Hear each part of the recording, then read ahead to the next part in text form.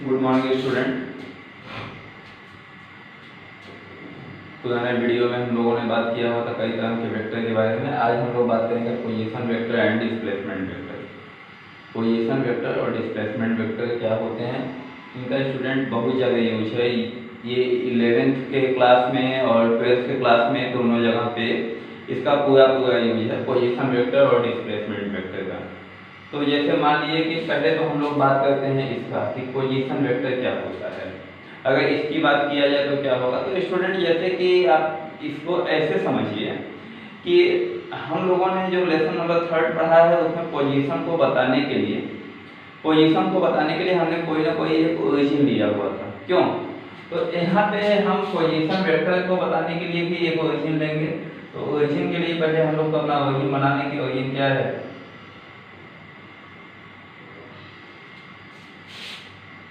तो देखिए ये हो गया ओरिजिन। ये क्या है आपका ओरिजिन है, ठीक है। अच्छा, इसके बाद क्या है कि मान लीजिए यहाँ पे एक पॉइंट है जहाँ पे कोई ऑब्जेक्ट है, ठीक है। तो पोजीशन वेक्टर जो है ये इसके पोजीशन को बताएगा, इस ऑब्जेक्ट के क्या करेगा, पोजीशन को बताएगा। तो एक ऐसा वेक्टर जो किसी ऑब्जेक्ट के पोजीशन को बताता है उसको हम लोग पोजीशन वेक्टर कहते हैं। एक ऐसा ऑब्जेक्ट जिसको मान लो अगर ये पॉइंट P ना मान के मान लो पॉइंट A है, तो क्या हो जाएगा, अ वेक्टर, देखिए यहाँ पे a vector that shows that represent the position of the object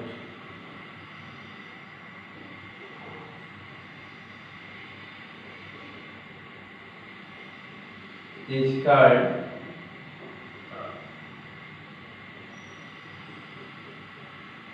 क्या, पोजीशन वेक्टर। ये तो हमने पोजीशन वेक्टर का डेफिनेशन यहाँ से बता दिया। लेकिन पोजीशन वेक्टर ऑब्जेक्ट की दो चीजों को बताता है, एक स्ट्रेट लाइन डिस्टेंस और एक डायरेक्शन। जो पोजीशन वेक्टर है वो ऑब्जेक्ट के दो चीजों को बताता है, क्या, एक स्ट्रेट लाइन डिस्टेंस और दूसरा क्या, आपका डायरेक्शन। तो यहाँ पे देखिए पोजीशन वेक्टर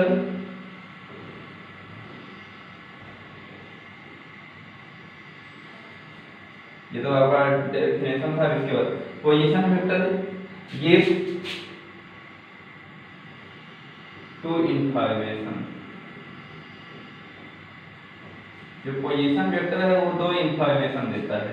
पहला क्या, द स्ट्रेट लाइन डिस्टेंस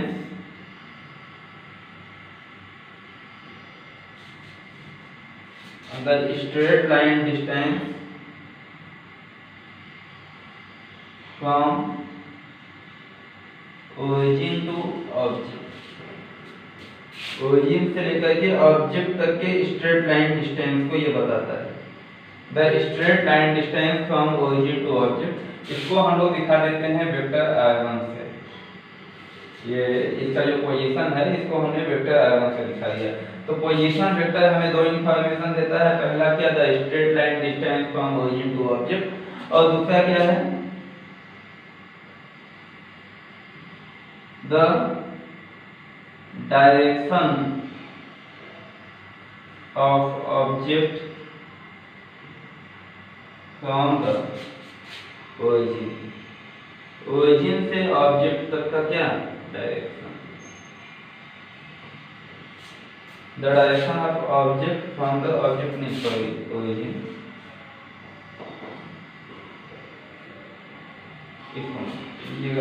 ये दोनों बहुत इंपॉर्टेंट है पोजीशन वेक्टर के बारे में। क्या है फिर से बता देते हैं कि एक ऐसा वेक्टर जो कि क्या करता है, किसी ऑब्जेक्ट के पोजीशन को रिप्रेजेंट करता है, उसको हम लोग पोजीशन वेक्टर बोलते हैं। पोजीशन वेक्टर हमें दो इंफॉर्मेशन देता है। एक तो ये बताता है कि वो ओरिजिन से उसका स्ट्रेट लाइन डिस्टेंस कितना है, और दूसरा जो है आपका ओरिजिन से उसका डायरेक्शन किधर है, direction of object from the origin.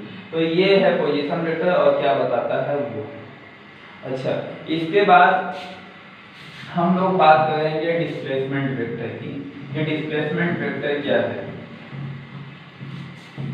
तो देखिए, मान लीजिए कि हमने एक समय में देखा तो ऑब्जेक्ट का पोजीशन ये था, मतलब पोजीशन वेक्टर ऑब्जेक्ट का ये था, लेकिन कुछ देर बाद क्या हुआ कि ऑब्जेक्ट का पोजीशन वेक्टर बदल गया और बदल के यहाँ पे हो गया, मतलब पॉइंट बी पे।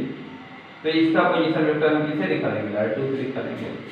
तो इसने अपना पोजीशन बदला है, तो ये जो है इसको हम लोग पहले यहाँ पे था और ये जो है दूसरा है, तो ये हो जाएगा क्या, displacement vector.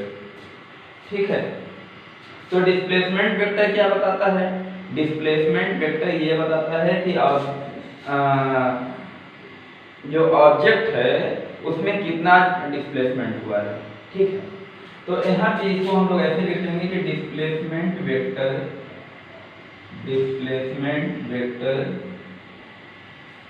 Tells us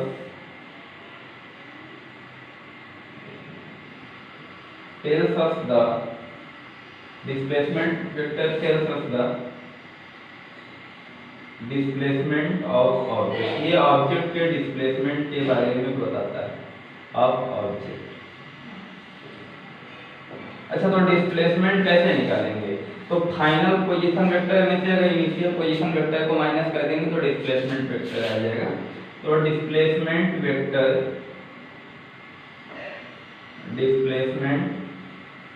vector equal to final position vector minus initial position vector.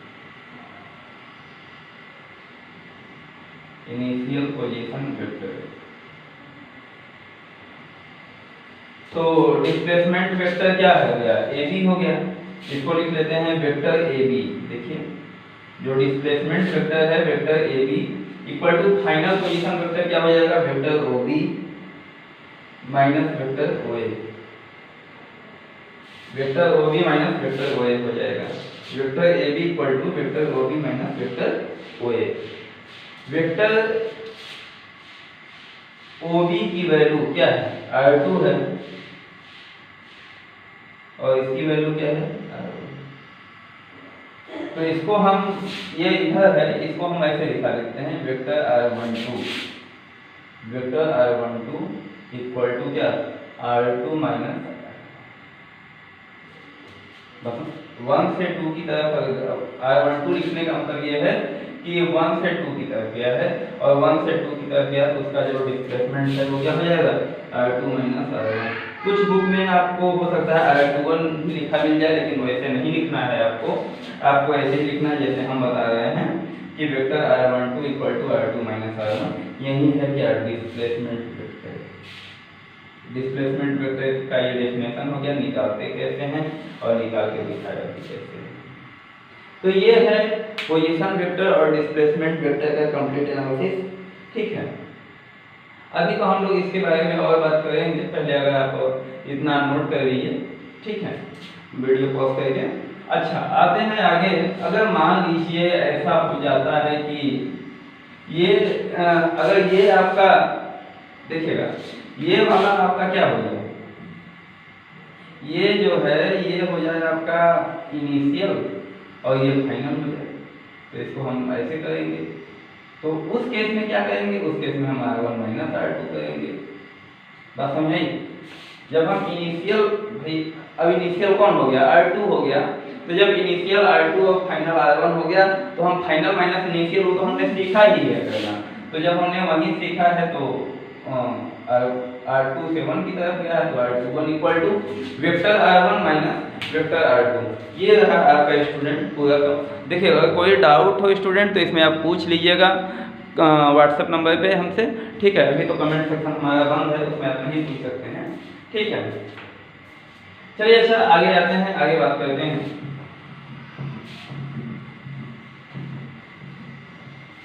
आगे देखिए क्या है स्टूडेंट, ये तो हो गया।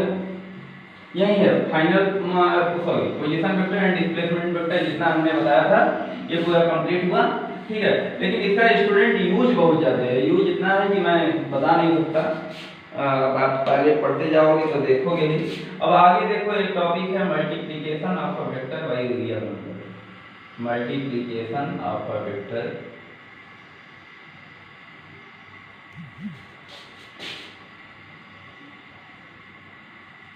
By real number. किसी भी अगर वेक्टर में अगर आपने किसी एक रियल नंबर से मल्टीप्लाई कर दिया, मतलब कि 1 2 3 4 से, या 1 -1 -2 -3 -4 से, तो उसके ऊपर क्या इफेक्ट आएगा, इस बात को हम लोगों को पढ़ना है।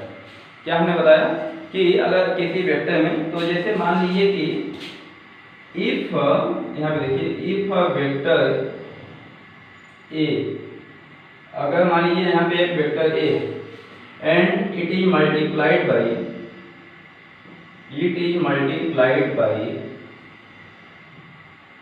n, अगर इसको n से मल्टीप्लाई कर दिया, n क्या है, रियल नंबर है, तो n से मल्टीप्लाई कर दिया तो new vector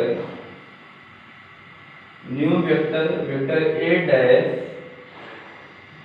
equal to n vector a, n vector a हो गया। ठीक है, मतलब it means new vector is n time greater than original vector. जो नया वाला वेक्टर है वो ओरिजिनल वेक्टर से कितना, n टाइम ग्रेटर है। अगर एक वेक्टर a है और उसमें n से मल्टीप्लाई कर दिया तो हमारे सामने एक नया वेक्टर आ गया, वेक्टर a डैश, और ये जो नया वेक्टर बना ये जो है आपका n टाइम क्या होगा, ग्रेटर होगा किससे, ओरिजिनल वेक्टर से, बट हैविंग सेम डायरेक्शन। लेकिन इसका जो डायरेक्शन है वो क्या होगा, सेम होगा। इसको नोट कर लीजिए, वीडियो पॉज करके नोट कर लीजिएगा। ठीक है, चलिए अच्छा, अब आगे आते हैं, आगे समझते हैं कि अगर एक वेक्टर a है और उसमें हम लोग मल्टीप्लाई कर देते हैं -n से, तो ये हो जाएगा -n है। It means new vector is n time greater than original vector, but having क्या, opposite direction.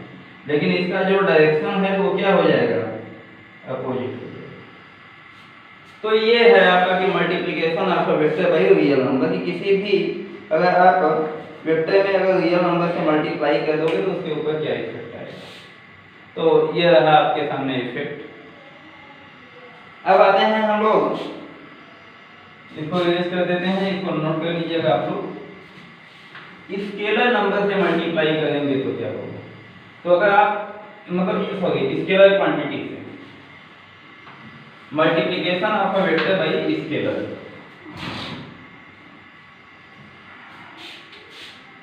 Multiplication of a vector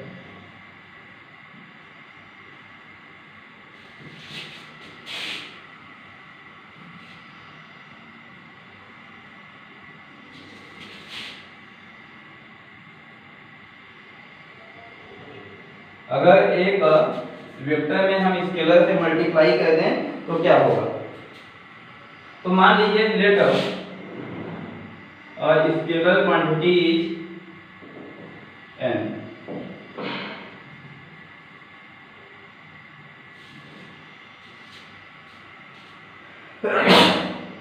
जो स्केलर क्वांटिटी है वो n है, तो क्या होगा, when it is multiplied by,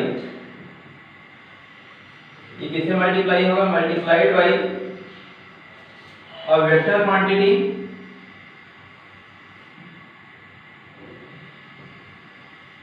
the magnitude of, जो मैग्नीट्यूड होगा,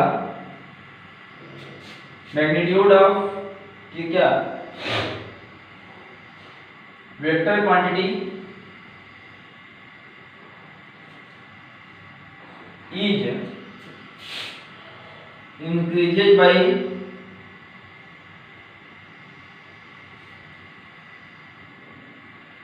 एक मिनट रुकिए, हाँ, the vector the magnitude of vector quantity is increased by n and it may give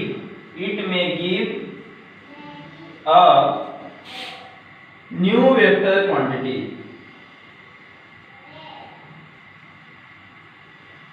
फिर से सुन लीजिएगा कि अगर एक स्केलर क्वांटिटी है n, अगर इसका मल्टीप्लाई हम एक वेक्टर क्वांटिटी में करते हैं तो क्या होगा, तो हमारा जो वेक्टर क्वांटिटी है उसकी वैल्यू n बढ़ जाएगी, लेकिन ये जो है एक नई वेक्टर क्वांटिटी दे सकता है।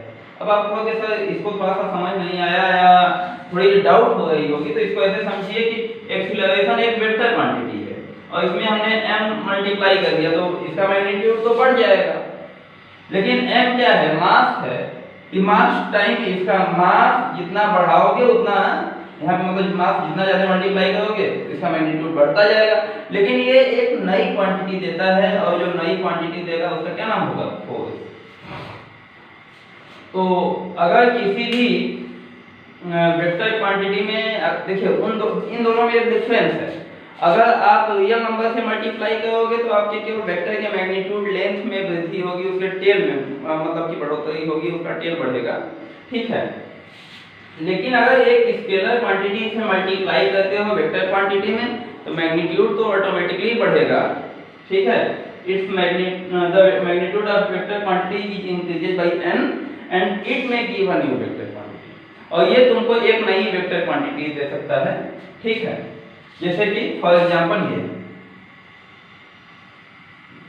आप लोगों ने खूब पढ़ा है कि फोर्स वेक्टर क्वांटिटी है, एक्सीलरेशन वेक्टर क्वांटिटी है, लेकिन मास क्या है, स्केलर क्वांटिटी। तो हमने मल्टीप्लाई किया और ये हमें क्या दिया, फोर्स दे दिया।